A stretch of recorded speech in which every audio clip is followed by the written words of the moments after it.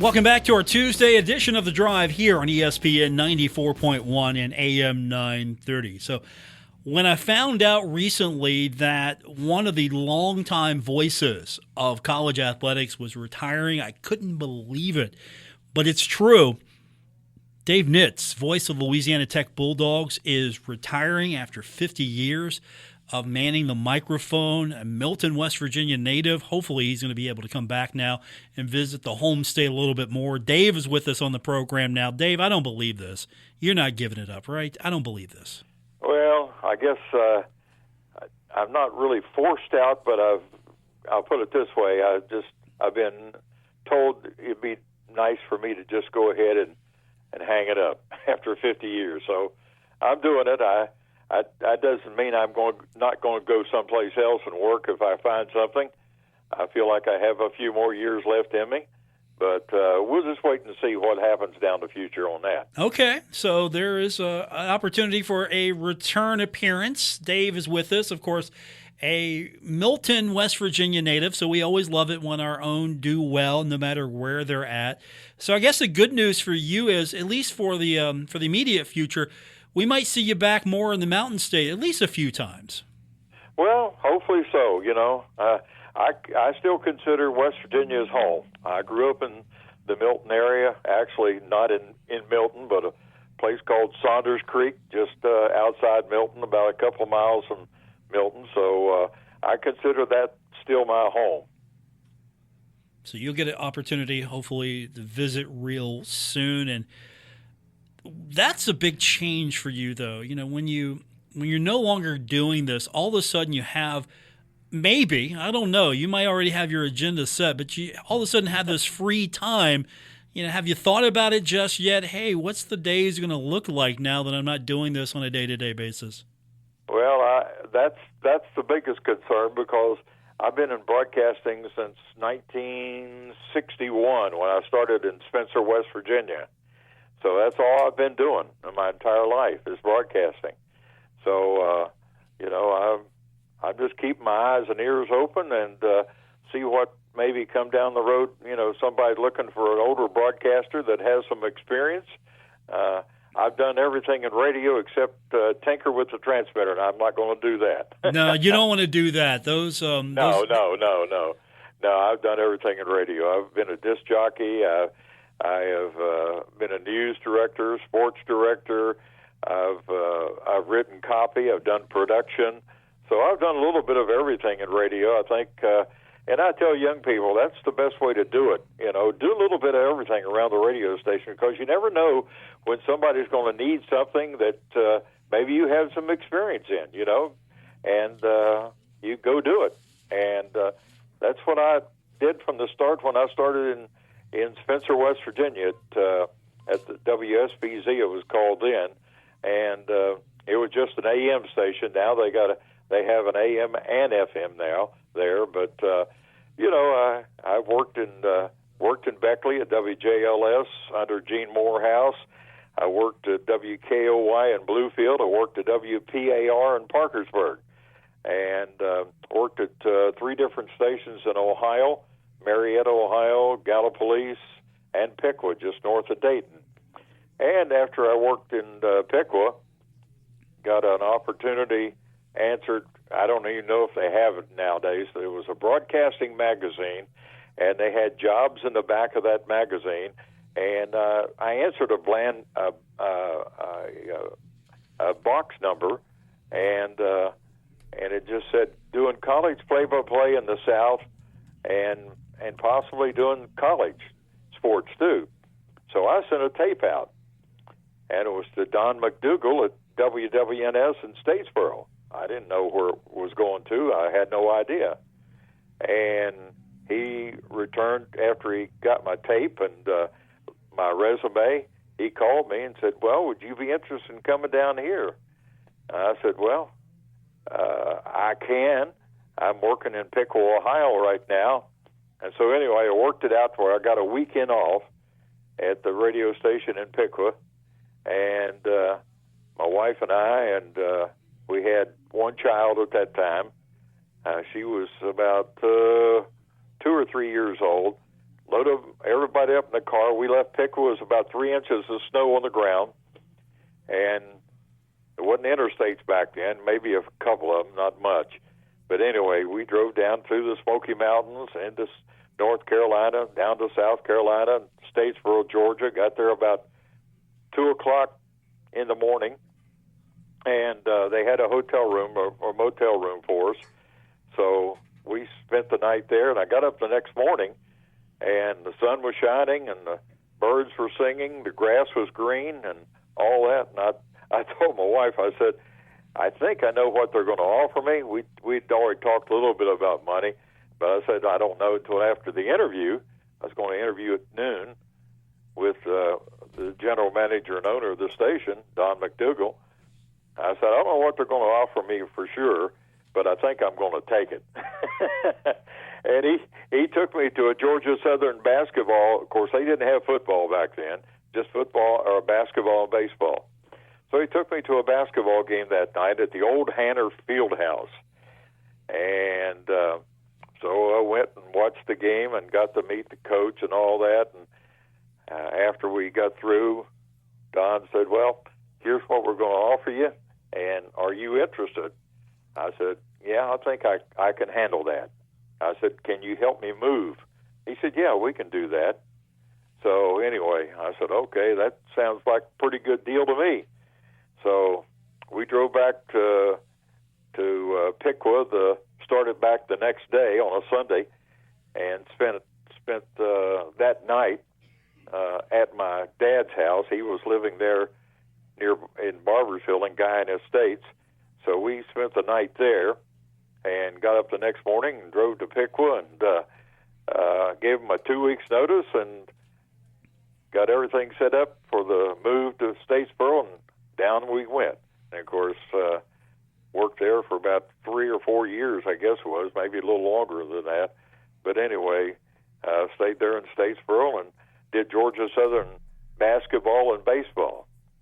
Like I say, it was before they had football. So did work there, and then went back north a little bit to Parkersburg, to WPAR, and actually worked at WMOA in Marietta. And the closest I've ever gotten home, I guess, to Huntington was WJEH in Gallipolis, Ohio. And I'll never forget, it was right after the Silver Bridge went down into the Ohio River there at Point Pleasant. And I remember on the air, I was doing the morning show, and, the ferries are running, at certain times, and doing that, while they rebuilt another bridge there. And then ended up going to Piqua, Ohio, and that's where I ended up back in Statesboro again.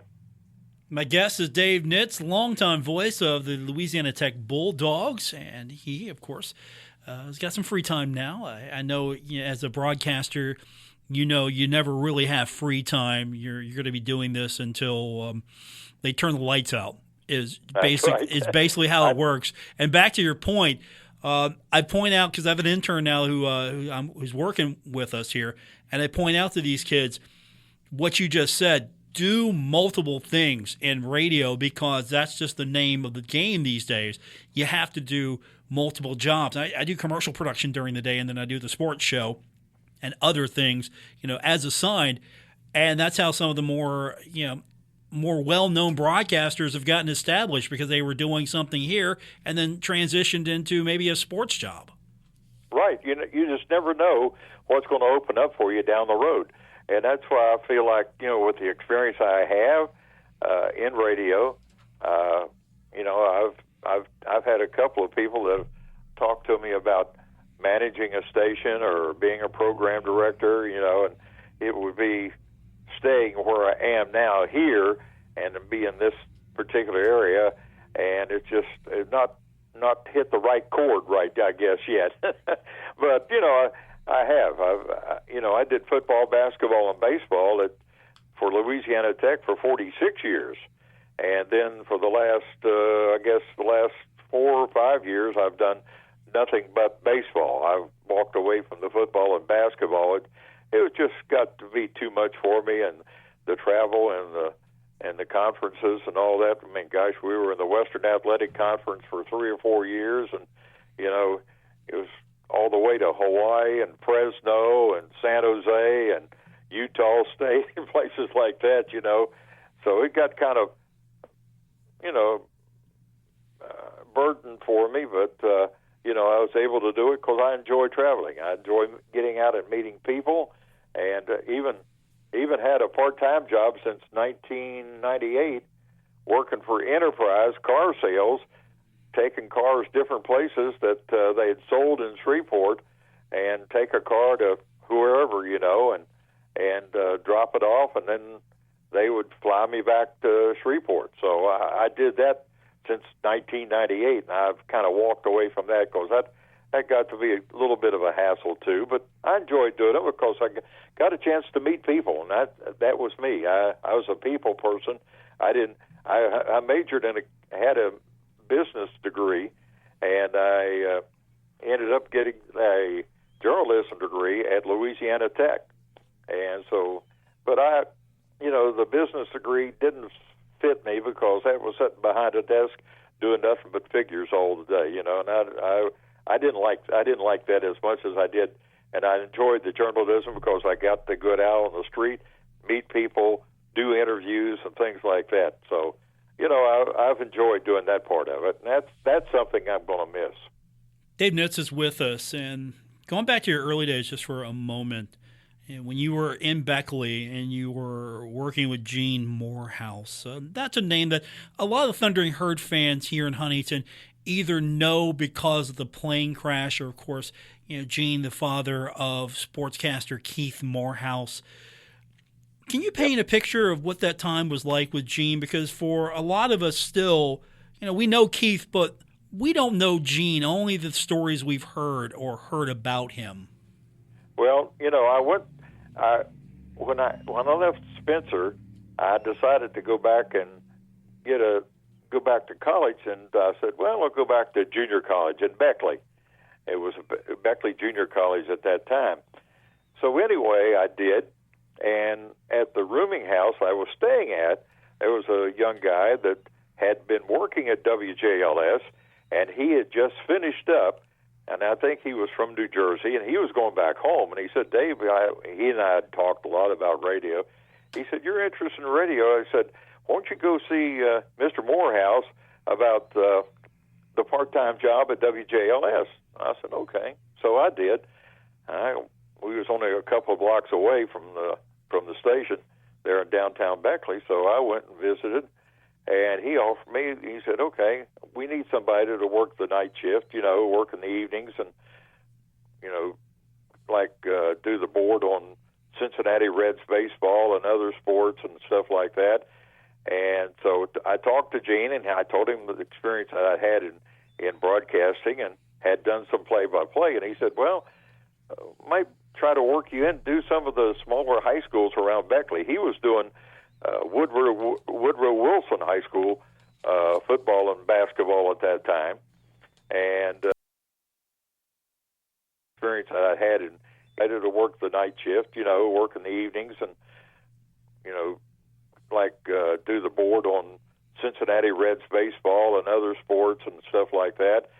And so I talked to Gene, and I told him the experience that I had in broadcasting and had done some play-by-play. And he said, well, might try to work you in, do some of the smaller high schools around Beckley. He was doing Woodrow Wilson High School football and basketball at that time.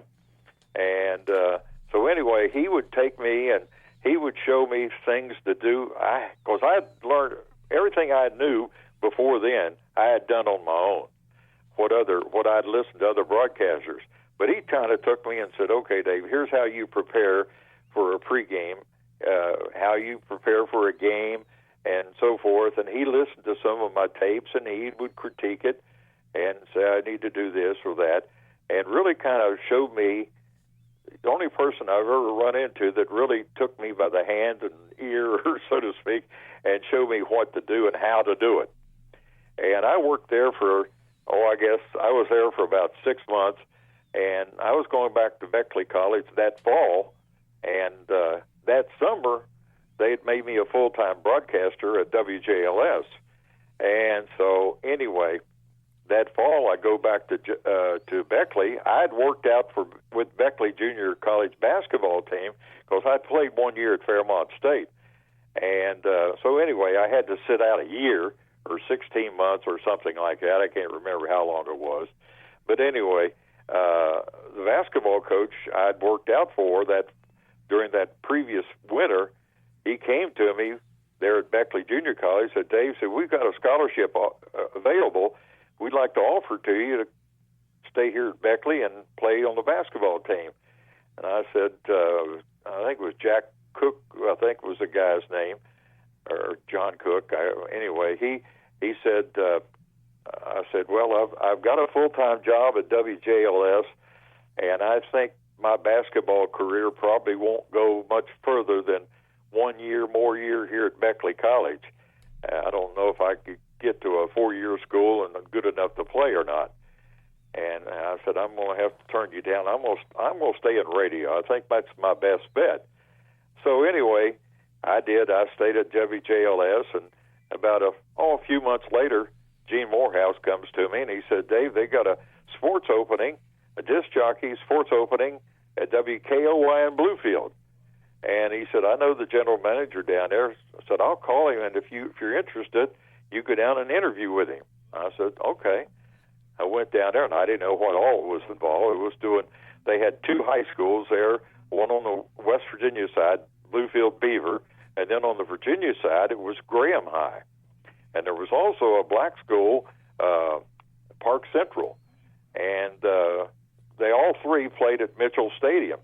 And if they had conflicts, Park Central would play on a Thursday night, Beaver would play on a Friday night, Graham would play on a Saturday night, and sometimes I would do a Bluefield State game on a Saturday afternoon. And so I did all of that when I was in Bluefield, and the guy at Bluefield at the radio station said, hey, we're going to try to do some Bluefield Oriole baseball this summer. Well, that really ticked my interest then. I said, oh, man, that'd be great. And they were the Orioles Farm Club. And I had a situation. Billy Hunter was the manager, and I asked Billy, I said, I've done some pitching in high school and little independent ball and stuff like that. I said, you mind if I try out? He said, no, come on. So that time, the rookie leagues, you could try out for teams.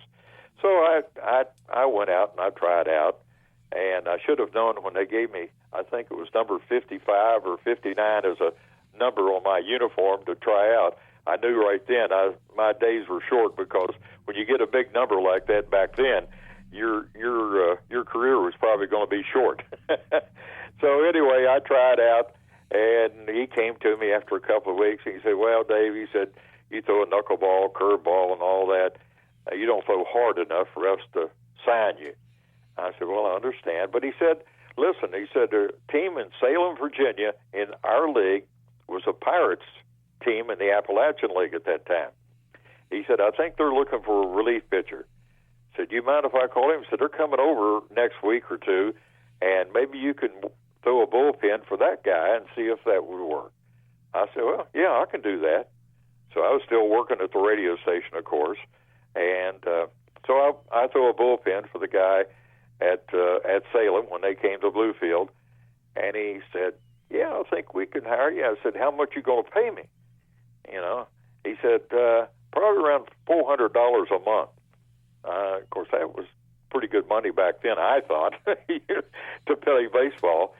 But I said, well, I'm making almost twice that much working at the radio station. I was making a little more money than that. I said, maybe it's better for me to stay in radio instead of my baseball career is probably not going as far as I would like for it to do. I wasn't no Wakefield or Necro or anything like that with a knuckleball. So anyway, I stayed working at WKOY and broadcast the Bluefield Oriole games for 3 years. And I went to Billy Hunter and I said, you mind if I throw batting practice? He said, no, we'd love to have you. So I threw batting practice every day at home for 45 minutes. I'd throw BP. And then I'd go take a shower and then go to the broadcast booth and broadcast the game that night. because we did all home games and Sunday away games. And so I had a chance to do minor league baseball back then in Bluefield. And that was in 63, 64, something like that, in that era. So anyway, that's when I got. But I'd always been around baseball all my life. My dad worked for the nickel plant there in Huntington, and he coached a team and played on a team that they had little teams there. All the factories around there had baseball teams, and some of the small towns. And so he was always involved in baseball, and I was kind of a baseball rat. I guess about 4 or 5 years old. I was a bat boy, and I was always around baseball. So that's always been my first love, and so I've done AAA baseball in Oklahoma City with the Rangers organization. I did 14 years with the Giants organization in Shreveport, minor league baseball. So and I finished up in 2017 or 18. I worked for an independent team in Sioux City, Iowa, and I did that for 9 years. So I finally decided, maybe I just need to just stay doing Louisiana Tech. So I've been at Tech, and like I say, this is my 50th year at Louisiana Tech doing baseball. So here I am today. Our guest is Dave Nitz. Going back a moment, we are getting an Appalachian League team back in Huntington. I'm just putting that on your agenda.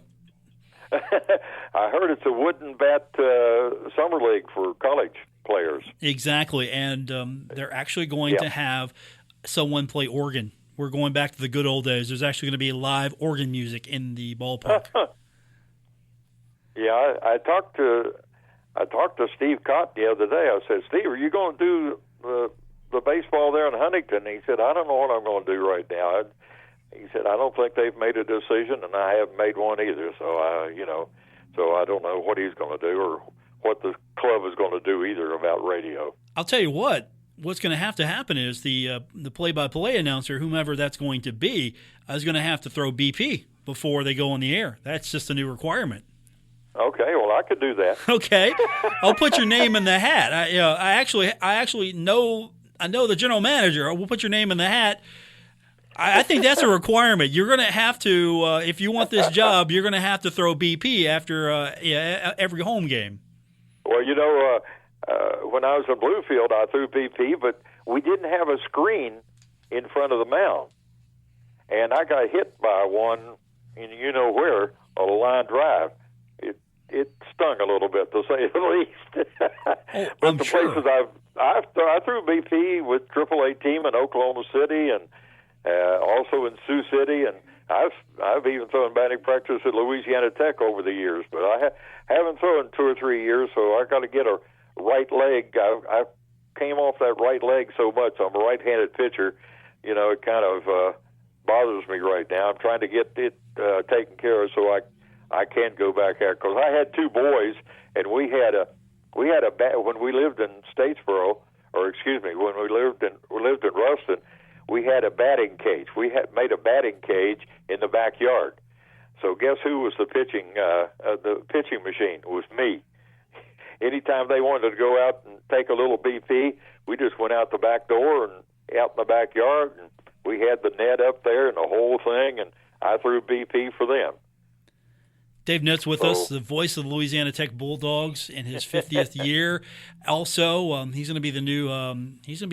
I don't know. We can find a position for you.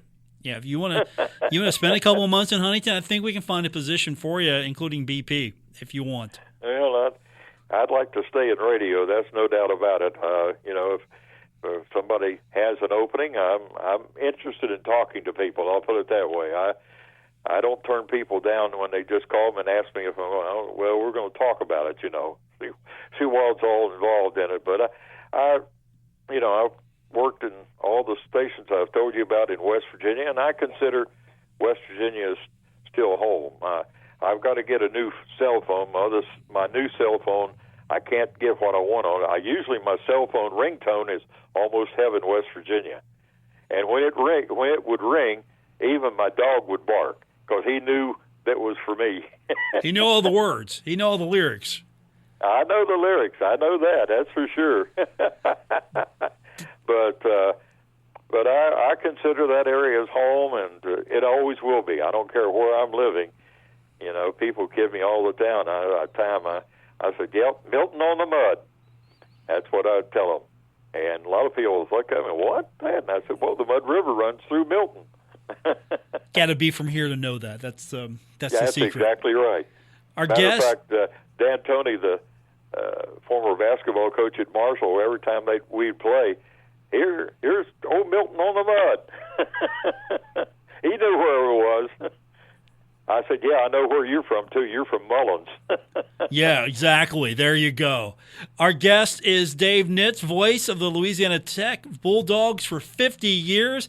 Now he's going to be looking for some new opportunities because, well, if you work on the radio side of things, you can never give it up. Dave, come back home soon. We'd love to have you. We'll get you into a Cold Cats game. And, of course, if you get to make a trip to Huntington anytime here in the near future, we're going to put you out there on the field and let you throw some. Well, my problem, I'll tell you, throwing batting practice, when I tried to get people out, sometimes it was batting practice. Fair enough. The other team would lay them over the fence. Love it. Yeah, Louisiana Tech getting ready to play Kansas State in the Fayetteville Regional here this weekend, and I'll be in Fayetteville for that. Let's hope that that goes a while for you before it's all said and done. Yeah, I'm not finished yet. Dave, good talking to you. Let's do this again soon, and congratulations on a long career in broadcasting. Oh, thank you very much. Appreciate you having me on, and tell all those listeners at Milton on the Mud I said hello. Done. Thanks, Dave. Okay, thank you, sir. Dave Nitz, everyone, the voice of Louisiana Tech Bulldogs. Milton on the Mud, Dave says hi. We're going to get the text line going, 304-396-TALK, 304-396-8255. More coming up on this edition of The Drive on ESPN 94.1 and AM 930.